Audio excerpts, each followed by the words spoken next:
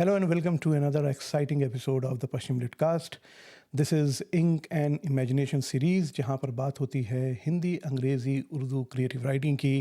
ये एक master class है जहाँ पर फ़िलहाल बात हो रही है गज़ल राइटिंग की। हमारे 3 एपिसोड हो चुके हैं, ये चौथा एपिसोड है।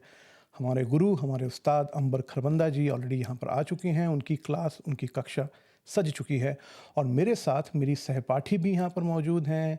वो मेरी को होस्ट भी हैं और साथ ही साथ वो पश्चिम प्रोजेक्ट की को फाउंडर भी हैं, सुनैना काचरू। सुनैना नमस्कार, कैसा रहा आपका वीक? वीक अच्छा रहा मनीष। और वैसे तो बहुत सारे काम भी किए, लॉन्ग वीकेंड था यूएस में, लेकिन मन में कहीं ना कहीं अंबर जी ने जो पिछली बार हमें काम दिया था, सवाल दिया था और जो हमें बहर सिखाई थी, तो मैं जिंदगी को सोच रही थी। जो भी कोई बात कर रहा था, मैं सोच रही थी किस बार बहर में बार बात कर रहा है? किस बहर में बात कर रहा है। तो बड़ा मजा आ रहा था। मैं सोच रही थी कि अब ये इसको धमका रहा है तो कौन सी बहर की धमकी होगी ये। क्या बात भाई मैं तो जब घर में अपनी पत्नी से बात करता हूँ तो मैं बहुत ही छोटी बहर यूज़ करता हूँ, हालाँकि वो बड़ी बहर में बात करती है, लेकिन मैं छोटी बहर में बात करता हूँ। चलिए। वो बहर में बात करती है, अच्छा है। वो जब बहर में नहीं बात करेगी ना हाँ, मनीष, तब मामला गड़बड़ है। तब ये बहर में आ जाएंगे तब जब हम वो बहर बहर में में आ होंगे। जाएँगे। जी जी, अंबर जी आपका स्वागत है फिर से। और हमने इतने अच्छे मज़ेदार एपिसोड्स आपके साथ 3 किए। कविताओं के बारे में, लिखने के बारे में, उससे सोचा कैसे जाता है ग़ज़ल को, पहले सोच आती है या बहर आती है, इस सब के बारे में। जो हम लोगों की कुछ धारणाएँ थी जो हमें समझ नहीं थी इसके बारे में, तो कहीं न कहीं बात धीरे-धीरे खुल रही है, एक परत और खुली पिछली बार। तो हम आज आपका फिर से स्वागत करते हैं, मैं और मनीष और हमें जो सब सुनने वाले हैं, गज़ल के मुरीद हैं, गज़ल को प्यार करते हैं वो सब लोग, तो फिर से आपका स्वागत है आज। सभी को आदाब, नमस्कार। गज़ल की बात पर हम आते हैं और चूंकि हम पहले के 3 एपिसोड्स में जो शुरुआती दौर की बातें थी वो कर चुके हैं। हालांकि उन बातों को भी थोड़ा तूल दिया जा सकता है, लेकिन फिर कभी उस तवालत की बात हम बाद में करेंगे। अभी जहां हम पिछले एपिसोड में जहां हमने बात को छोड़ा था वहां से बात को लेते हैं। तो पहले हमने पिछले एपिसोड्स में ये समझा कि गज़ल की बहर क्या होती है। गज़ल की बहर, अगर मैं मोटे तौर पर कहूँ तो गज़ल की बहर वही होती है जो हम बोलते हैं। लिखा हुआ कुछ भी हो तो एक लफ्ज़ बार बार आएगा जिसको हम कहते हैं रुक्न गिराना, रुक्न गिर गया या मात्रा गिर गई। हिंदी में कहें मात्रा गिर गई। जैसे जो छोटे छोटे अक्षर होते हैं जिन पर कोई मात्रा नहीं होती या छोटी मात्रा होती है, जैसे क, की, कु, ये छोटे हो गए। तो जो हम तख्ती कहते हैं, जो हम नापतोल करते हैं गज़ल का, बेसिकली इन्हीं पर करते हैं। हालांकि जो हमारा अरूज है, अरूज का मतलब जो हमारा ग्रामर है, व्याकरण है हाँ गज़ल जी, का, है ना? जी। हिंदी में उसे पिंगल शास्त्र कहते हैं, उर्दू में हुँ, अरूज कहते हैं। तो अरूज हुँ, में तो फ़ाइलातुन, फ़ाइलुन, फ़ेलुन, फ़ा, इस तरह से बहुत सारे अरकान आते हैं, बहुत सारे टुकड़े आते हैं जिन पर हम तोलते हैं। लेकिन अगर हम एक आसान सा मेथड अपनाएं, जैसे बिगिनर्स के लिए कि गज़ल को की बहर को किस तरह से समझा जाए, तो उसको समझने का एक बहुत छोटा तरीका, आसान एक शॉर्टकट है, एक आसान रास्ता है। कुछ जो छोटे अक्षर हैं जिन पर या तो कोई मात्रा नहीं है या छोटी मात्रा है, जैसे क, की, कु, है ना? और जी। या दूसरी तरफ का, की, कु, इन पर बड़ी मात्राएं हैं। तो जिन पर बड़ी मात्राएं हैं उनका वजन हम 2 मानते हैं, छोटी मात्राओं को 1 मानते हैं। ये एक आसान तरीका है। ये इस तरीके की बात मैं इसलिए कर रहा हूँ कि जो हमारा फ़ारसी से अरूज आया था, अगर उस तरह से समझा जाए तो शुरुआत में बहुत झंझट सा हो जाएगा कि फ़ाइलुन क्या है, मुस्तफ़ाइलुन क्या है, मुस्तफ़इलुन क्या है, फ़ेलातुन क्या है, फ़ाइलातुन क्या है। मैंने आपको बताया था कि फ़ाइलातुन, फ़ेलातुन, फ़ा, फ़ईलातुन, मुस्तफ़इलुन, इनका शाब्दिक अर्थ कुछ नहीं है, सिर्फ इनकी फोनेटिक वैल्यू है। जैसे हम फाइलुन कहते हैं, फाइलुन, तो फा यानी बड़ी मात्रा, फिर ई यानी छोटी मात्रा, और लुन यानी बड़ी मात्रा, यानी 2 1 2। अगर आप इसे हिंदी में समझना चाहें तो फाइलिन फाइलुन को अगर हम राजभा कह लें तो भी चल जाएगा, राजमा कह लें तो भी चल जाएगा, राम जी कह लें तो भी चल जाएगा, डालडा कह लें तो भी चल जाएगा। डा बड़ी मात्रा, ला छोटी मात्रा, डा बड़ी मात्रा, ठीक है। तो हम अगर किसी बहर को कहते हैं, जैसे मैं एक गज़ल, मैं अपनी गज़ल की बात करता हूँ, मैं वहाँ से इसलिए शुरू कर रहा हूँ कि उसको समझना थोड़ा सा आसान है। फिर हम और थोड़ी तवील गज़ल, जिसको मनीष जी ने लिख के भेजा था, आपने भी लिख के भेजा था कि कौन सी, एक एक बस तू ही नहीं मुझसे खफा हो बैठा, मैंने जो संग तराशा था खुदा हो बैठा। हम उस पर भी बात करेंगे, लेकिन हम थोड़ा टू स्टार्ट विद, हम आसानी से शुरुआत करते हैं। तो मेरी ये गज़ल है कि हाथ में है तुम्हारे कलम चौधरी। अगर आप लिख रहे हैं तो बहुत आसान रहेगा आपको लिखकर इसमें बात करना। तो आपने लिख लिया, हाथ में है हमारे, हाथ में है तुम्हारे कलम कल चौधरी। जी अब देखिए, मैं इसको आसान तरीके से बताता हूँ कि इसकी तख्ती कैसे की जाएगी। हा यानी कि दो मात्रा, ठीक है। जी था यानी कि एक मात्रा, में यानी कि दो मात्रा, दो एक दो हो गया, ठीक है। अब है यानी दो मात्रा। अब तुम्हारे को कैसे गिनेंगे? तुम्हारे को ऐसे गिनेंगे कि तुम्हारे बोलने में जितना वक्त लगता है, इतना ही वक्त तुम्हारे बोलने में लगता है। तुम्हारे, अगर हम बीच तुम्हारे का हा छोड़ दें, तुम्हारे बोलने में भी उतना ही वक्त लगता है ना। तो हम इसे गिनेंगे, तू मा रे, तू तो, मा रे, ठीक है। तो दो एक दो। हाँ, अच्छा, मैं शुरुआत में फिर बताऊंगा आपको, पहले हम मिसरे के आखिर तक हो जाए। ठीक अब आया ठीक कलम। जी कलम, कलम को दो तरीके हैं गिनने के। हिंदी का तरीका है का ल म, एक एक एक। लेकिन हम उर्दू में इस तरीके से फॉलो नहीं करते, हम करते हैं कलम, क लम, क लम, यानी एक दो। हम्म और फिर आया चौधरी। चौधरी आप बता दें मुझे कितने होंगे, आप बताइए सुनैना। चौ जी चौधरी हम्म, चौधरी। अब मुझे लग रहा है कि चौधरी के पहले तो दो आएंगे। हाँ, एंड चौधरी चौधरी दो चौधरी एक दो, ओ एक दो चौधरी, ग्री है ना। ग्री दो एक दो, जी ठीक हो गया, है ना। जी तो ये हमने लिखा, हाथ में है तुम्हारे कलम चौधरी। हा के दो, था का एक, में जी के दो, जी हम्म है के दो, ठीक है।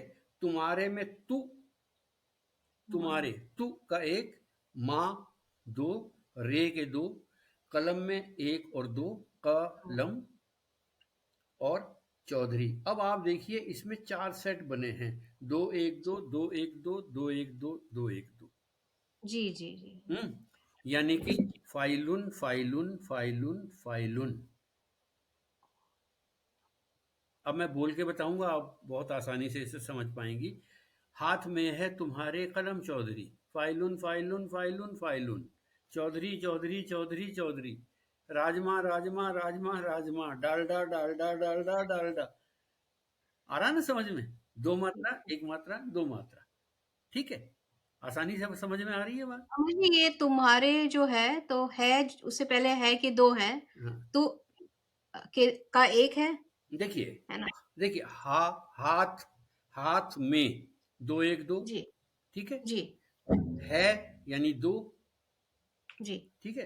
तुम्हारे को लिखेंगे हम तुम्हारे, क्योंकि तुम्हारे तुम्हारा बोलने में भी उतना ही वक्त लगता है, और तुम्हारे, तो तू का एक, माँ के दो और रे के दो, तू माँ रे, ठीक है। तो एक दो दो ठीक ठीक है जी। है फिर आगे तो ठीक है ही है, कलम, जी वो ठीक कलम, है जी दो एक दो। तो ये चार सेट बन गए, दो एक दो, दो एक दो, दो एक दो, दो एक दो, जी जी ठीक जी है। ठीक अब मैंने ये क्यों बताया? ये इसलिए बताया कि मैंने कहा कलम को हम एक एक एक नहीं गिनेंगे, बल्कि एक और दो गिनेंगे। हालांकि एक जी एक एक भी तीन होते हैं, एक और दो भी तीन होते हैं, कोई दिक्कत जी नहीं है। लेकिन मैंने ये आपको ये बताया कि उर्दू में जो सबसे बड़ी बात यह है कि जो पहले मिसरे में जो सीक्वेंस होगा, वही आखिर तक हर शेर में वही सीक्वेंस चलेगा।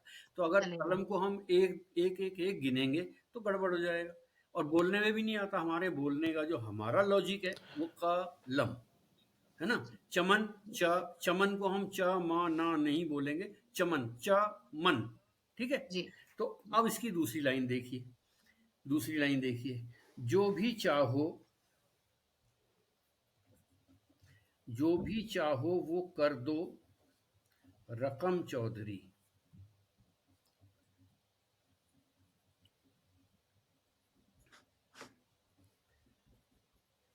जी।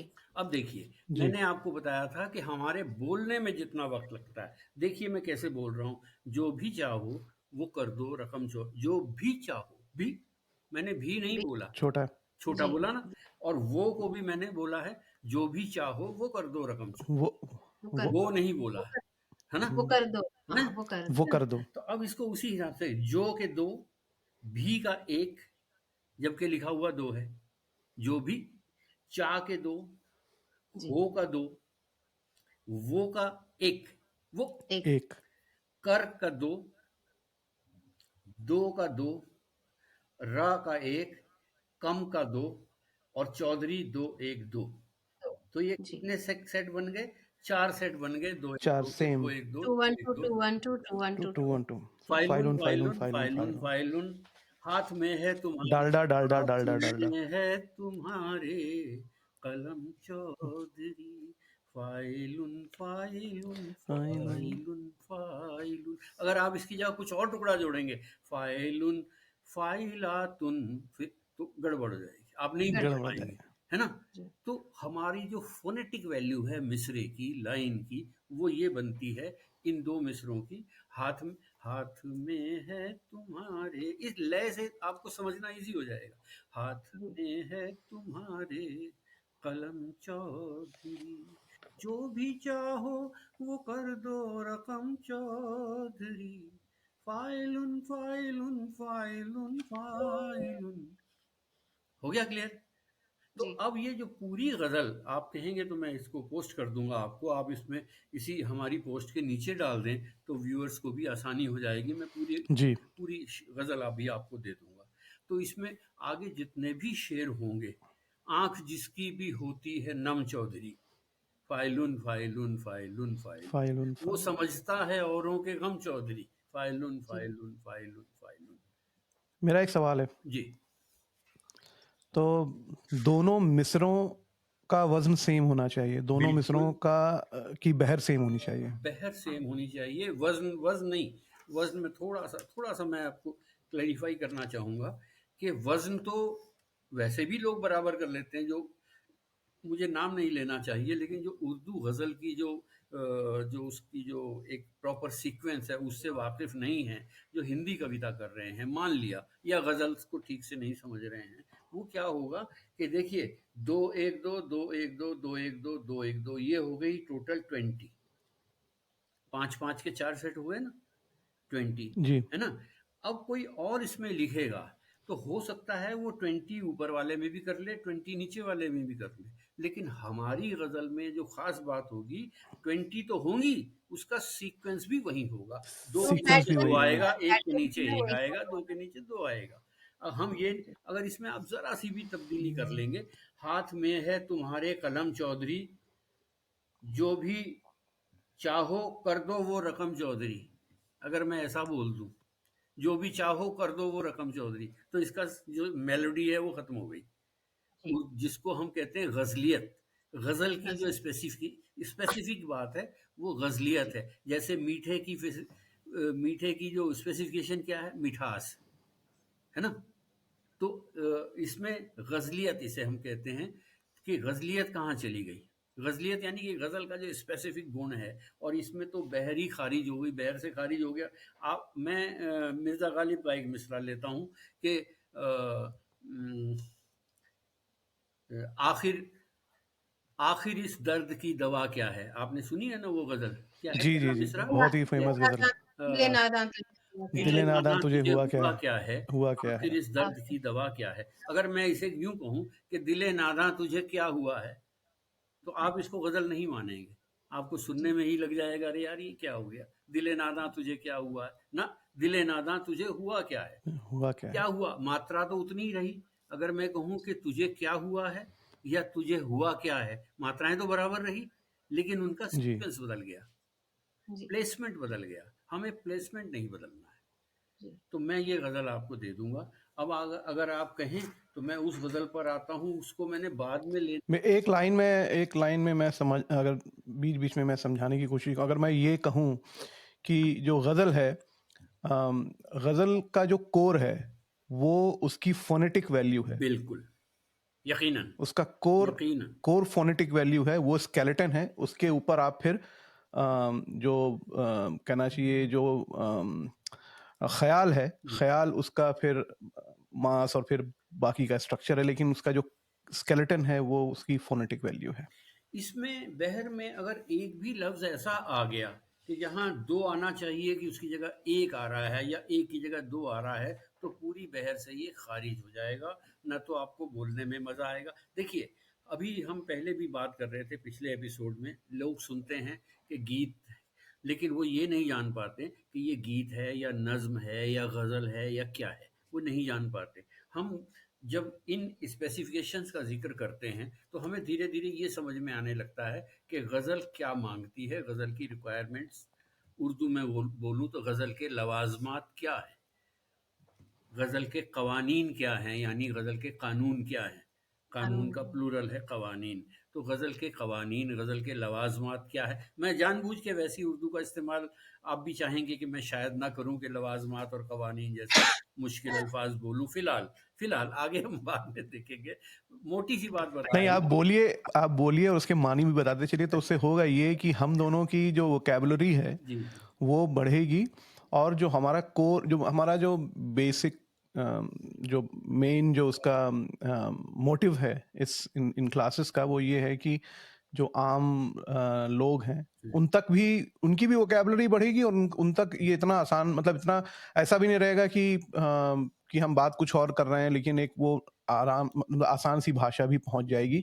तो आप बेशक यूज करिए, ठीक है, लेकिन मैं उसके समझ उसके रहा हूँ। मानी भी बताते कानून चलिए। बताते मैं जाइए। समझ रहा हूँ कि कभी क्या होता है कि लवाज़मात, हम लोग कभी कवानीन अगर सुनेंगे आगे, तो हमें डिक्शनरी खोलने की ज़रूरत नहीं पड़ेगी। जी, तो जी, तो जी, जी। कवानीन मतलब कानून का प्लूरल है, लवाज़मात लवाज़िम का प्लूरल है। लवाज़िम यानी कि क्या चीज़ लाज़िम है, क्या चीज़ ज़रूरी है, ज़रूरियात क्या हैं, और कवानीन क्या हैं, कानून क्या हैं।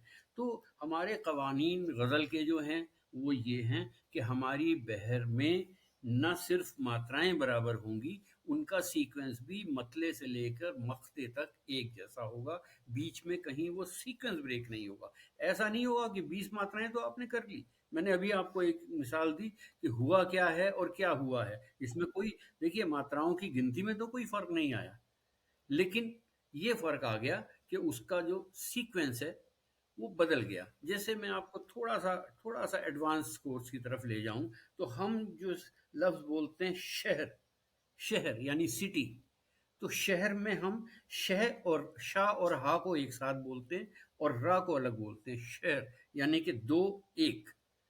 और हिंदी में ज़्यादातर जो, यानी हिंदी से मेरी मुराद है कि जो उर्दू से वाकिफ़ नहीं है, वो इसको शहर बोलते हैं, नहीं शाहर, शाहर यानी एक दो बोलते हैं। तो हम उन्हें कहते हैं, चूंकि ये असल जब लफ्ज़ जो है फ़ारसी का लफ्ज़ है और ये शहर है, तो इसको आप दो एक बोलिए। और अगर आपसे नहीं बोला जाता, इसको शहर जहर सब उसी लेवल के हैं। अगर आपसे नहीं बोला जाता तो आप इसकी जगह नगर बोल लीजिए, क्योंकि नगर में एक दो है और मतलब भी बिल्कुल साफ है और आसान लफ्ज।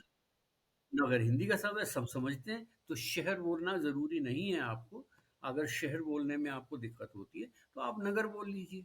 लेकिन परेशानी सबसे बड़ी है, सुनैना और मनीषी, सबसे बड़ी परेशानी ये है कि लोग की चूंकि कोई बताने वाला नहीं है, तो वो शहर को उसी तरह से एक गलतुल आम, एक लफ्ज़ होता है जिसको हम गलतुल आम कहते हैं। गलतुल आम क्या है कि आम लोगों की ज़बान पे चढ़ गया, हालांकि वो गलत, उसको एक्सेप्ट कर लिया गया। तो लेकिन जब हम लिटरेचर की बात करते हैं, हमें एक अपनी पब्लिक लाइफ जो भी हम जीते हैं उसमें कोई फ़र्क नहीं पड़ता हम शहर बोलें या शहर बोलें, कोई फ़र्क नहीं पड़ता। लेकिन जब हम लिटरेचर की बात करते हैं तो हमें प्योरिटी रखनी पड़ेगी, पाकीज़गी रखनी पड़ेगी। तो ये है। तो अगर आप कहें तो मैं उस, तो गलतुल आम, मैं यहाँ पे लिसनर्स को बता दूं, यहाँ बात तत्सम, हिंदी में तत्सम तद्भव की हो रही है कि गलत जो शब्द जो बिगड़ जाते हैं बोलते-बोलते हम जो बोलचाल की भाषा में, हिंदी में तत्सम उनको और तद्भव के तत्सम साथ तद्भव। एक तीसरा भी शब्द होता है, उसे देशज कहते हैं।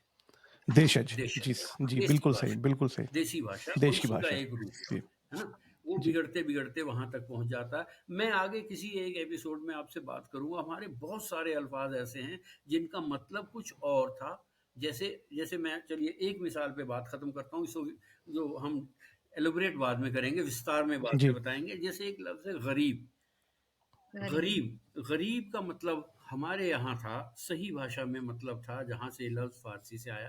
ये गरीब फ़ारसी, अरबी, उर्दू समझ लीजिए, उर्दू समझ लीजिए। उर्दू में गरीब का लफ्ज़ था deprived, hmm, deprived of health, deprived of home, deprived और डिप्राइव्ड ऑफ आप वो मतलब क्या कहना, हेल्थ, कुछ भी कह लीजिए, है ना? हुँ, यानी वंचित जिसे हिंदी में कहते हैं। जी, लेकिन वंचित। राइज क्या हो गया, गलतुल आम क्या हो गया, डिप्राइव्ड ऑफ मनी। वो बहुत गरीब है, यानी उसके पास पैसा नहीं है, पैसा नहीं है। हैं? हुँ, जबकि उसके लिए हमारे पास शब्द है मुफलिस।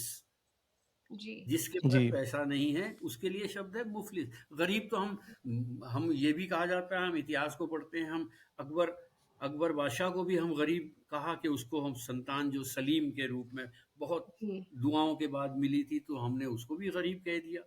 हम भगवान राम को भी गरीब कह सकते हैं कि राज तिलक होने के दिन ही उन्हें 14 साल के लिए जाना पड़ा। प्रयास कह पड़ा। सकते हैं, उन्होंने, उनकी मानता है कि उन्होंने नहीं माना, लेकिन मैं कह सकता हूँ। हुँ, हुँ, तो गरीबुल वतन, जो अपने वतन से दूर है, उसको गरीबुल वतन कहते हैं।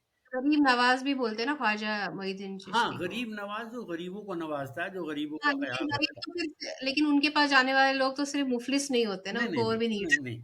तो तो हाँ, मुफ़लिस बोलना चाहिए, लेकिन गरीब जो है लफ्ज़, गरीब का ये मतलब तो है कि जिसके पास पैसा ना हो वो भी गरीब है, लेकिन गरीब एक अम्ब्रेला वर्ड है, बड़ा वर्ड है। जी, जिसका वतन, जो अपने वतन से दूर है वो भी गरीब है, जिसके पास हेल्थ नहीं है वो भी दूर है, जिसके पास संतान नहीं है वो भी गरीब है, जिसके पास एजुकेशन नहीं है, प्लस जिसके पास पैसा नहीं है वो भी गरीब है। लेकिन यहाँ पर उसको सीमित कर दिया गया। तो ऐसे गलतुल आम, जो गलतुल आम से मैंने ये बात उठाई है मनीष, गलतुल आम जी, से जी, जी, उठाई है जी, ये बात जी, कि ऐसे बहुत सारे बिल्कुल, लफ्ज़ हैं। खिलाफत बिल्कुल। लफ्ज़ का गलत इस्तेमाल होता है, खुलासा लफ्ज़ का गलत इस्तेमाल होता है, वो हम बाद में किसी और एपिसोड में जी, उसका ज़िक्र करेंगे। फ़िलहाल हम यहाँ से डेविएट ना हो जाएँ। तो एक शेर आपने भेजा था, वो अब मैं आपको उसकी तख्ती करके बताता हूँ। आपने भी तख्ती जी, की है, आपने मेहनत की है, बहुत अच्छी बात है। लेकिन अब देखिए कि मेरी तख्ती क्या कहती है। अ, ये फरहत शहजाद साहब की गज़ल का शेर आपने भेजा था। पहला शेर क्या था इसका कि एक बस तू ही नहीं मुझसे एक खफ़ा बस हो बैठा। तू ही नहीं मुझसे खफा। अब देखिए, जैसे मैं बोल रहा हूँ, आपने जो तख्ती लिखी थी, आपकी मैं मेहनत की बहुत कदर कर रहा हूँ, लेकिन देखिए मैं कैसे बोलूँ। एक बस तू ही नहीं, आपने एक को क्या लिखा था, मैं आपका खोल दूँ, एक मिनट। मेरे आपने पास एक का होगा लिखा इसमें। था, शायद दो लिखा था, 2 एक, 2 लिखा है था। ना? जी, 2 लिखा ये था। आ गया मेरे पास, खुल गया ये। बहुत अच्छी आपकी काविश है, मैं आपकी कोशिश की बहुत कदर कर रहा हूँ। एक का आपने लिखा था दो, लेकिन मैं लिखूंगा एक का दो एक, ए क, है ना? एक ओके। है ना? तो इसको आप लिखेंगे दो एक। फिर आया बस, बस का आपने दो लिखा था, ठीक है, ठीक है। तू, तू का आएगा दो, है ना? ठीक है भाई जी, साहब। जी, फिर आपने ही का दो लिख के काट दिया था, एक कर दिया था, वो बिल्कुल ठीक किया। जी। दो था, दो लिखा हुआ था, आपने उसको एक कर दिया था, बिल्कुल ठीक किया, बिल्कुल सही ये आप जा रहे हैं। किसका किया था? ही का किया था क्या? ही का इन्होंने पहले दो लिखा था, फिर उसको एक कर दिया था।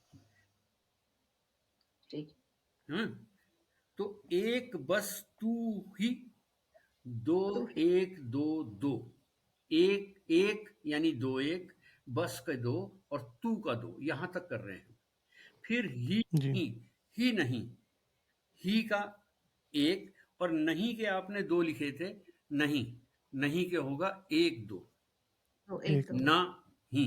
ठीक है जी, लिख लिया आपने? जी, मुझसे, मुझसे, एक बस तू ही नहीं, एक बस तू ही नहीं, मुझसे मुझसे खफा, मुझसे, से को मैं छोटा करके बोल रहा हूं, यानी मुझ के दो और से का एक, एक। है ना। एक।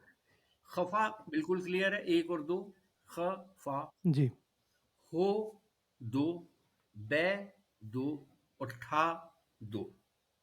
तो इसकी तख्ती क्या हुई, दो एक दो दो, एक एक दो दो, एक एक दो दो, दो दो, यही सीक्वेंस हुआ जी। है। यानी कि अगर हम उर्दू के अरूज के हिसाब से बोले तो फाइलातुन, फैलातुन, फैलातुन, फेलुन, एक बस तू ही नहीं मुझसे खफा हो बैठा, फाइलातुन फैलातुन फैलातुन फेलुन। देखिए कितना आसान सा लग रहा है, फाइलातुन। एक बार इसका ग्रुपिंग एक बार फिर से हाँ, बताएंगे? दो एक दो दो, जी। एक एक दो दो, जी। एक एक दो दो, दो दो। दो दो, जी। फाइलातुन फैलातुन फैलातुन फेलुन। देखिए मैं बोल के दिखाता हूँ फोनेटिकली, जी। जी। एक बस तू ही नहीं मुझसे खफा हो बैठा, फाइलातुन फैलातुन फैलातुन फैलातुन फेलुन, फैलातुन फेलुन। है ना। अच्छा अब दूसरे मिसरे पर आ जाइए, मैंने जो मैंने जो संग तराशा था खुदा हो बैठा। आपने मैंने के लिखे थे दो, लेकिन भाई साहब इसका आएगा मैंने दो एक। हालांकि आने में तो दो दो आना चाहिए, मैं के भी दो और ने के भी दो, लेकिन ने को हम छोटा करके बोल रहे हैं, गिरा के बोल रहे हैं, तो इसलिए आएगा मैंने जो, यानी कि दो। संग का आएगा दो, संग संग संग। देखिए कैसे बोल रहा हूं, संग, है ना।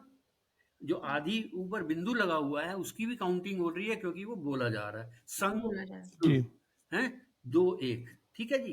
तराशा, एक दो दो, ठीक है सर। जी। तराशा था, तो मैंने जो संग तराशा था, कैसे बोला मैंने जो संग तराशा। इसमें था है या था नहीं है इसमें?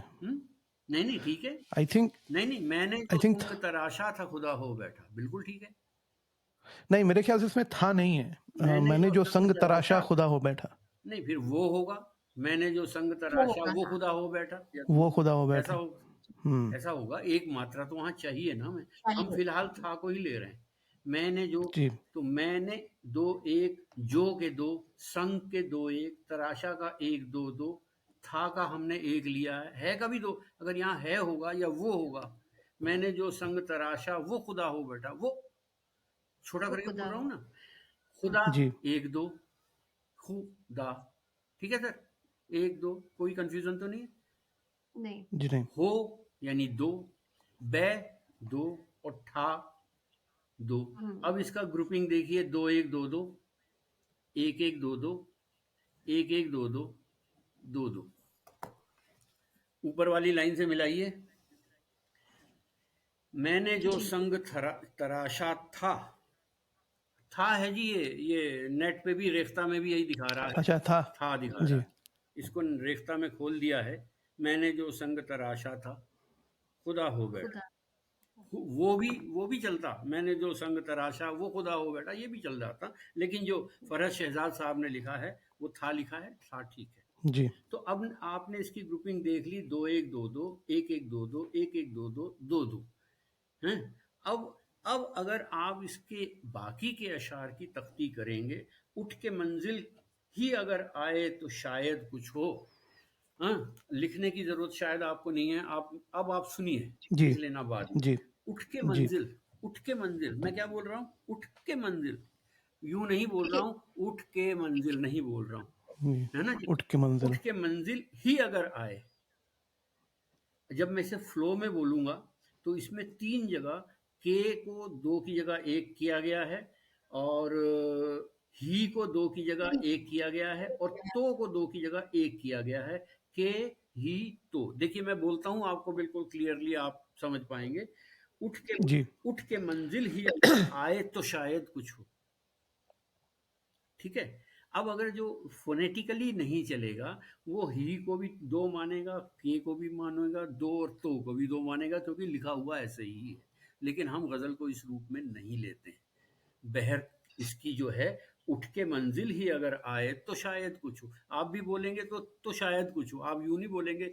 अगर मैं यूं बोलूंगा, उठ के मंजिल ही अगर आए तो शायद कुछ हो, तो गजल कहाँ रही?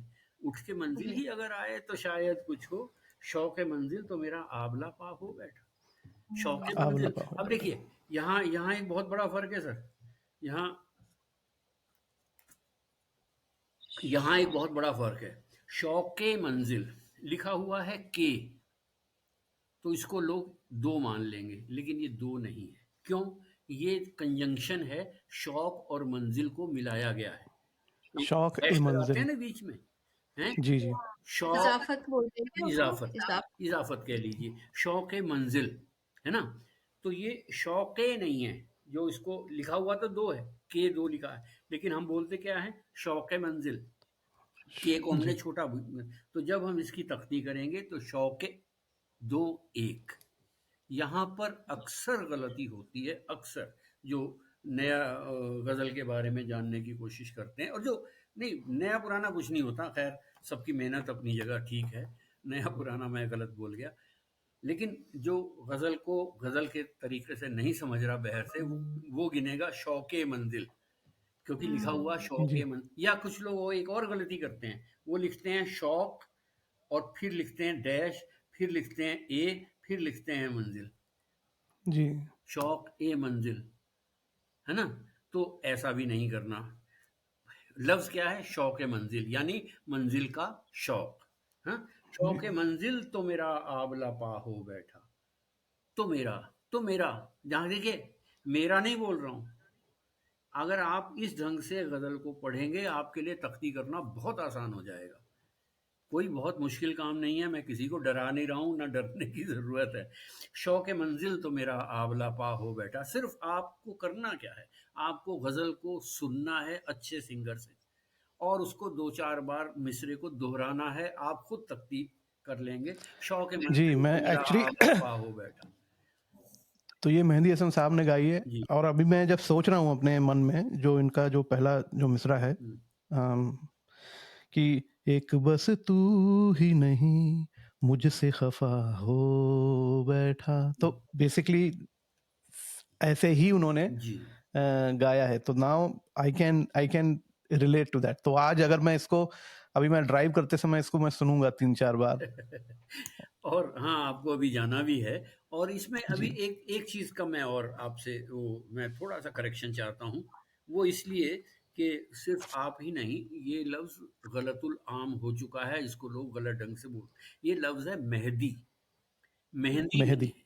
मेहंदी हाँ, वो होती जी है जो हाथों में बालों में लगाई जी जाती है। मेहदी। मेहदी जो मेहदी है, हसन जी। शिया लोगों के एक इमाम है, यानी कि एक धार्मिक नाम है।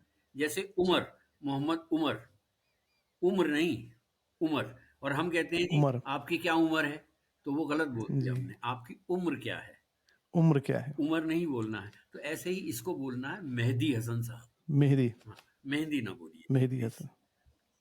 मेहदी हसन। बहुत लोग करते हैं, बहुत लोग बोलते हैं। लिखा भी जी ऐसे ही जाता है, कैसेट पे ऐसे ही लिख दिया जाता है, सीडीज पे ऐसे ही लिख दिया जाता है मेहंदी हसन, फिर वो बोलचाल में आ जाता है। जबकि मेहंदी और मेहदी में बहुत, मेहदी एक बहुत रिस्पेक्टेबल नाम है इस्लाम का, एक पैगंबर का, एक इमाम का नाम है। हाँ, तो मेहदी हसन उनका नाम है, मेहंदी नहीं है जी। मेहंदी नहीं है। सॉरी टू इंटरप्ट, मतलब आप ना नहीं, बहुत वो आपने बहुत आपने अच्छा ये करेक्ट सब किया। चीज़ें ज़रूरी हों। एक एक एक गलतुल आम को बनने से बचा लिया। हाँ, जी। क्योंकि हमने किसी से सुना है, वो गलत सुना है या गलत पढ़ा है। हाँ, हम भी उसी गलती को आगे ना बिल्कुल, दोहराएं, तो हम ये बिल्कुल। रुक सकता जी है जहाँ पे, तो अच्छी बात है। नहीं, बस और ये है कि अगर उन गलतियों को आप नहीं दोहराएँगी, तो आप गज़ल का बिल्कुल आनंद ले पाएँगी, मज़ा ले पाएँगी जी, कि हाँ, गज़ल जी क्या होती है। और इसकी जी, गज़ल को अगर रिलीजियसली आप कैसे इंटरप्रेट कर सकते हैं, या कैसे उसकी अदायगी हो सकती है। रिलीजियसली मैं इसलिए कह रहा हूँ कि जो प्रॉपर बहर है, उसी बहर में आप कहेंगे, तो बिल्कुल अच्छा रहेगा।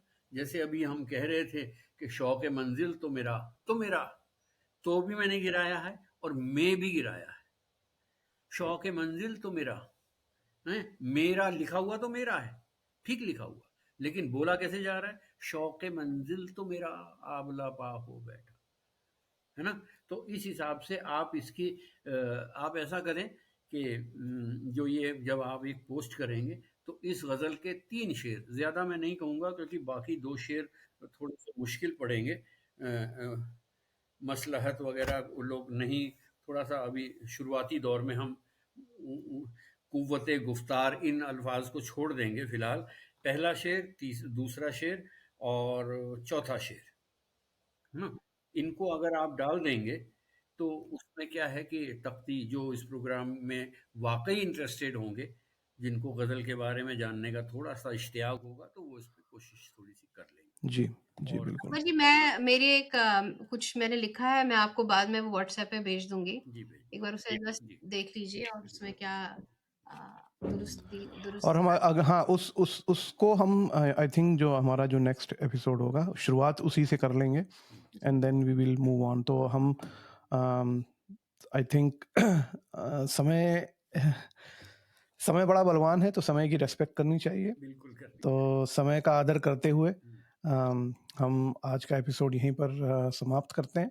और दोस्तों, ये हमारी मेहनत अगर आपको लग रहा है कि कुछ आपके काम आ रही है, तो प्लीज़ इसको सब्सक्राइब करिए और अपने कमेंट्स के ज़रिए हम तक पहुँचते रहिए और हमसे सवाल पूछते रहिए।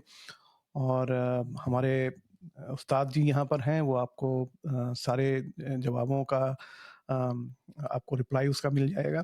तो अगले एपिसोड तक हमें इजाज़त दीजिए और हम आपसे बहुत ही जल्दी मिलेंगे। नमस्कार। नमस्कार। नमस्कार।